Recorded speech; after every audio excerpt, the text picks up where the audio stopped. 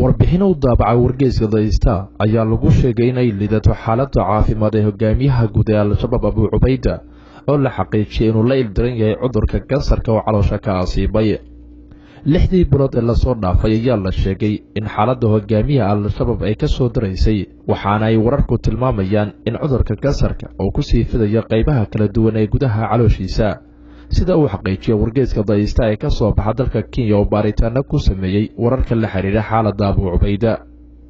Abu Ubayda ayaa hadda u muuqda inuu yahay mid ka rajo dhigay inuu sii hayo xilka ugu sarreeya al-shabaab oo uu qabtay sanadkii 2014 kadib markii duqeyn lagu dilay hogaamiyihii ka horeeyay ee al-shabaab Axmed Cabdi Gudane.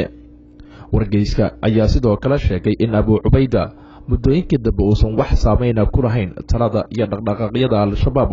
kadib markii cudurka dilaaga ee kansarka uu caloosha uga dhacay oo uu soo ritay.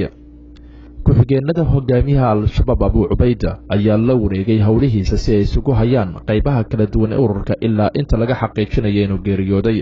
warbixintan uu soo saaray wargeyska daysta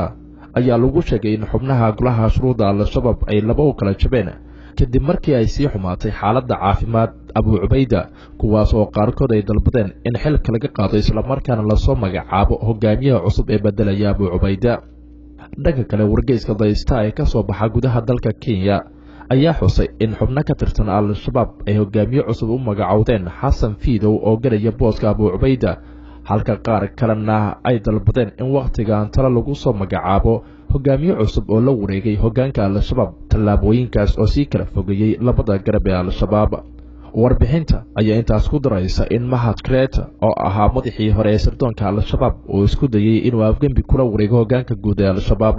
Abu Ubayda ayaa lagu tilmaamayaa inuu yahay nin aan mayal adkayn sida hogaamiyaashii al-shabaab ee ka horreeyay, taas oo ka dhigan inuu yahay shakhsi ugu hogaanka xumaa ee soo mara al-shabaab, sida uu qoray wargeyska ka soo baxa dalka Kenya ee daysta. wixii ka dambeeyay xasuuqii 14 Oktoobar sanadkii 2017 ka dhacay isgoyska Soobe ee magaalada caasimadda Muqdisho, waxaa soo baxay warar sheegaya inuu xarunsan yahay hogaamiyaha guud al-shabaab Abu Ubayda, waxaana soo ifbaxay khilaaf soo kala dhexgalay golaha shuruuda al-shabaab.